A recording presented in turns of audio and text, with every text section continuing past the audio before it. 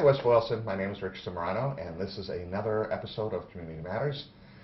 Today, I'm with the new, what's your official title? Library Director. I'm with the new Library Director of the town of West Boylston, Anna Shaw, and she's joining us today, so we're going to get to know her. Hi. Hi.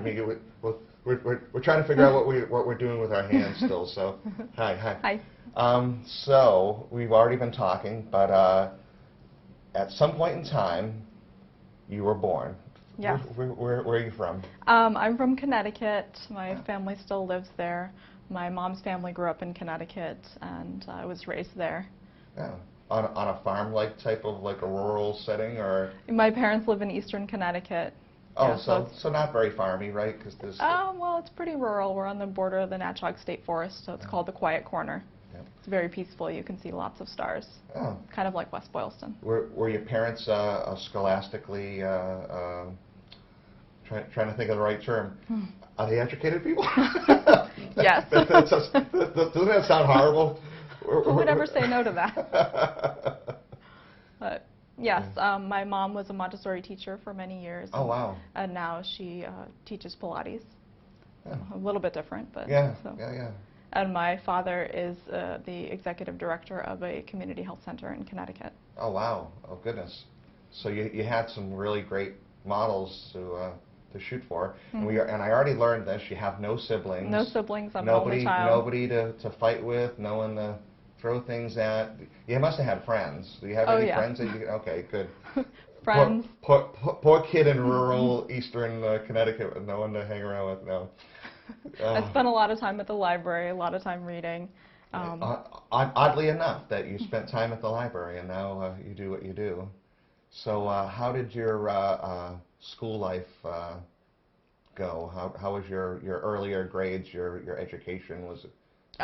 I started off at a Montessori school, the one that my mom was teaching at. And there I had really excellent teachers that really encouraged children to explore their own interests. We had a lot of open-ended projects where you could really delve deep into subjects that were interesting to you. We did a unit on Alexandria, the ancient city in Egypt. Oh, wow. And they had a beautiful library there. Yeah. And I was very taken by that history and the stories of that time. I had a great teacher here at West Boylston that was our history teacher, Mr. Foley. And the stories of history, I mean, I love history anyways, but the way that he would play out the stories of history or whatever, just, it's just fascinating. I mean, some people will that's just not their thing or whatever, but just the poetness of it, the poetry of how, especially that time frame of Alexandria and the Greek and that kind of thing. It's just it's a cool time, it's a cool period. Yeah, there's a lot to learn about it. So I got interested in philosophy, and when I went to college, I went and declared as a philosophy major because I didn't know what else I would do, and I loved learning about different ideas and different thought patterns and arguments and reasoning. So I ended up graduating the University of Delaware with a degree in philosophy. Oh, wow. And I minored in history and religion. Goodness. And I would have stayed in school forever. Really? Yes, I would have gone on to do some kind of science with geology or maybe anthropology, anything. Well, I have to imagine that serves you well being in the job that you're in, to have this curiosity of learning and experiencing all these different things. I mean, I don't know anyone that's pleasant to be around that says, "Oh, I'm educated and that's all. That's as far as I want to go," or whatever. Most people still strive. My mom's turning 80 this next month. And we watch Jeopardy every morning, and she's always asking me to look up things on the computer to find out the history of something or the makeup of something. So it's definitely fun, and you have the resources now, really, to do and research anything under the sun. So what did you do? What were some of your jobs before you took on West Boylston as a challenge. What'd you do out of college? Out of college, I worked for a temp agency for a while because I wasn't sure what I wanted to do. And I had a lot of different jobs working as receptionists in various places. I worked in a healthcare facility for a little while, and then I got a job at a law firm because I thought maybe I could be a lawyer. I did that for about a year, and I decided that that was not interesting. What was it about? I was working for a divorce attorney. Oh, yeah. And then a real estate attorney as well. So there were a lot of unpleasant things going on, and the house closings are not that interesting. No. Around that time, I was volunteering at the library, and I was going back to something that my mom had told me when I was young, and that librarians have to go to special school to learn all their librarian skills. And I had always been drawn to the library. I loved being there. I loved the access to the books. I loved the programming. And I was very happy in the library volunteering, and I decided to go for it. And I applied to Simmons College in Boston, and I got in and got my master's in library science. Wow. Libraries really have changed, though. I mean, even just in our short lifespan or whatever, I have to imagine that you have to keep up on skills, and like you said, you have library. I don't know if most of us even know what library training. It kind of sounds like ninja training. Yes. There's special ninja training for being special ninja training. Yeah. It's a lot of technology. It's a lot of learning how to find out what people really are asking for, because sometimes they're not sure themselves. So there's a reference interview class where you learn how to ask people what it is that they're really looking for, because they might come in asking for a really big book. And it might be somebody who wants to read the longest book in the library, or maybe they want a really big book because they have a craft project at home and they need the weight of the book to press something. Oh. So either the library or a masonry yard for some little cinder blocks. So that's what. Or maybe they want something that looks really impressive, so that they can, be seen reading something very impressive looking. Status, a status thing, yeah.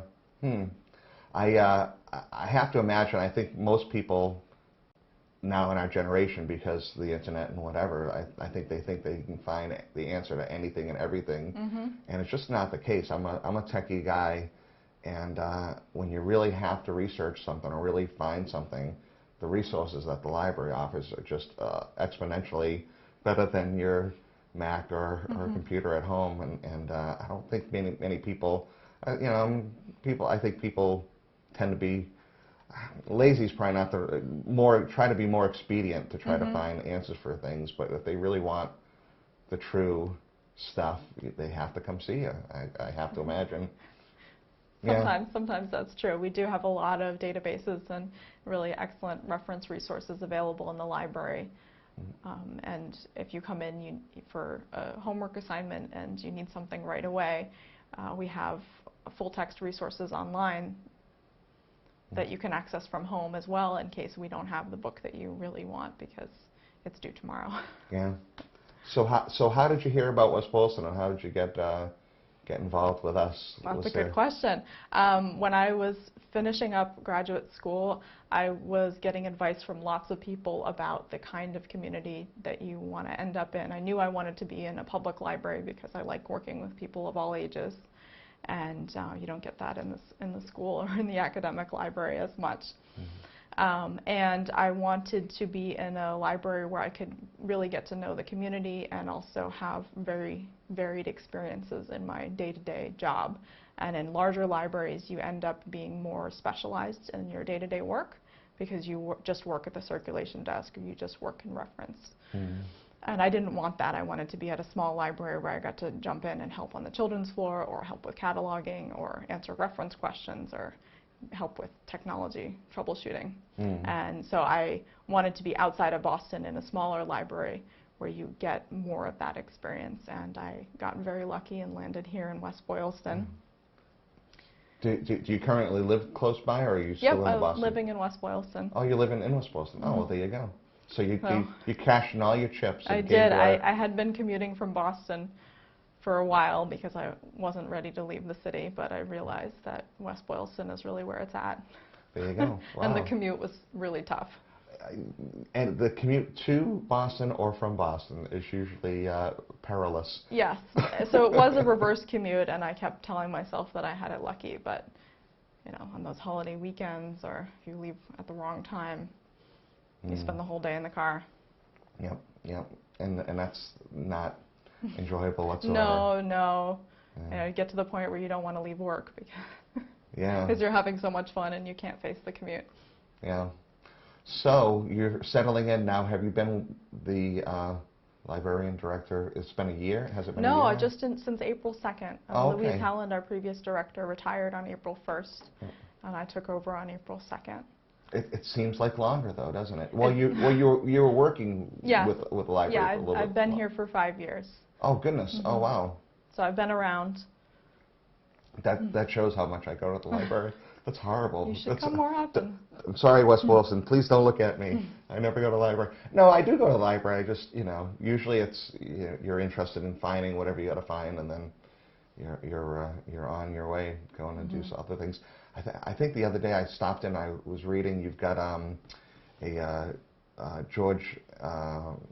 Is it M.M. Martin or whatever? The guy that does Game of Thrones. George R.R. Martin. R.R. Martin. Yeah. He's got a book, right? You guys have that seating area just off to the right of the front doors. And I was reading one of must be a prequel or something of whatever the Game of Thrones are or whatever. So I was reading on through that, and he's entertaining to read. Very. I would never think that. I just dig the show, but it's a good show. The books are actually good too. So if any of you guys want to check that out. The books have a lot more information in them. Extremely, yeah, and he's not a delicate writer. No. He's pretty gritty. Yeah. So I think the show is tame in comparison to what he writes to one degree or another. But yeah, fun. So things have changed then for you though now that you're the director. Yes. Good and bad. It's been very exciting. Yeah. So I wasn't. I've been here for 5 years, so I was pretty sure about what I was getting into. Yeah. I've had a good time getting to know the community, getting to know the library, getting to know the staff, and it's a wonderful place. We're very lucky in West Boylston. We keep winning awards. There you go. What do you feel has been some of your challenges being in the position now that maybe you weren't expecting or hasn't really? Well, funding is always an issue. Yeah. Because we want to do so many things, Yeah. and it's always a struggle to try to come up with enough money to do the things that you want to do. But we're very lucky in West Boylston. We've been pretty well funded, and we've gotten some really excellent grants recently. We've got a technology grant going on that just finished, actually. It was from Senator Chandler and Representative O'Day's efforts. Where they gave us $40,000 to upgrade the technology in West Boylston. Wow. Which makes a huge difference Extremely, for us. yeah. So we were able to buy some new computers. We were able to buy a brand new color copier. We had never had a color copier before. I'm very excited about this color copier.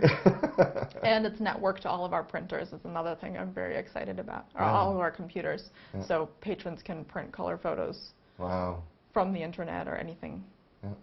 really. You used to be limited to black and white and no more.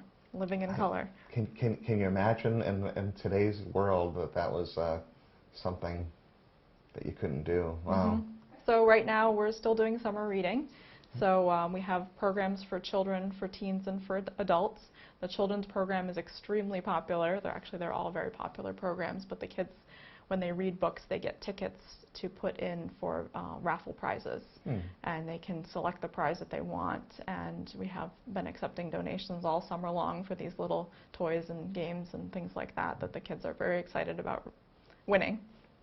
The teen program, we're doing something a little bit different this year. We have scratch tickets. So every time you bring back a library book, you get a scratch ticket, and you scratch the scratch ticket, and 9 times out of 10 you win something awesome, like a gift certificate to Darby's or a coupon for a Blizzard from Dairy Queen. These are your own scratch tickets that the We've made library's them up. made up? Oh, okay, Yeah, cool. we've made them up. I was going to say, I mean, look, we support the mass lottery system, and God bless them, they do they do good stuff. But yeah, you win a candy sounds, bar. That sounds better. Yeah. Candy bar, or cookie, or burrito, or something like that. No, $2.2 billion or whatever, but No. still,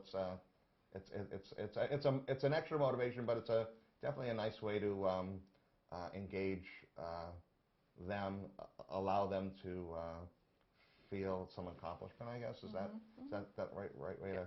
Get a small prize for almost every book you read, and then all of those tickets get entered into a drawing for the grand prize, which will either be a gift certificate to Barnes & Noble or a Fitbit Zip activity monitor, or even a gift certificate to Amazon. Cool. And then the adult program is a similar kind of a thing. You get a ticket for every book that you read, library book that you read in return, and they get entered into a drawing for 10 gift certificates to West Boylston restaurants. And these are paid for by the Friends of the Library. Yeah. Oh, wow. Cool. Yeah. Yeah, I was going to say, when you started talking about the toys for kids, I'm like, hey, adults like toys too. Yeah. Or something, yeah. Oh, and you get to choose the restaurant, which is nice, so you're not going to win something that doesn't appeal to you. All that just for reading. That's just for reading, and you can read anything you want. The George R.R. Martin books, they're really cool. Yeah. Wow. So that's fun. Yeah, so that's the ongoing summer program. We have a movie series coming up for adults starting Wednesday. So we'll be showing a couple movies. You can call us and ask what we're showing. I'm not allowed to tell you because of our movie licensing. Cool, yeah. And then we have an end of summer reading party on Thursday the 11th. So it's an ice cream social night. So come on out, and we'll be outside if the weather's good. Have some music. Nice. Oh. Well, all that sounds fun. Yeah. Yeah. Well, it was fun talking to you, and I'm glad you're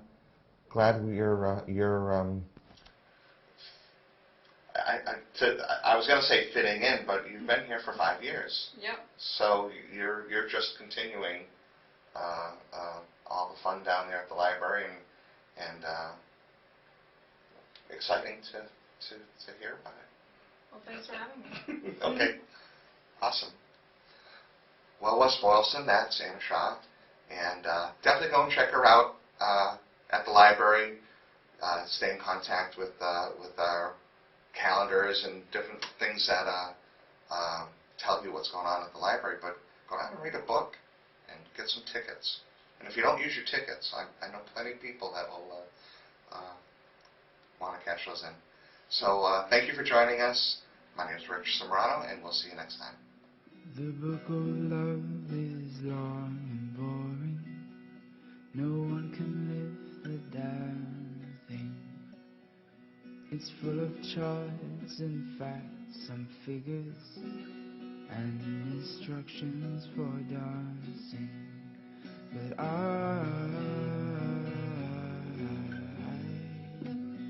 love it.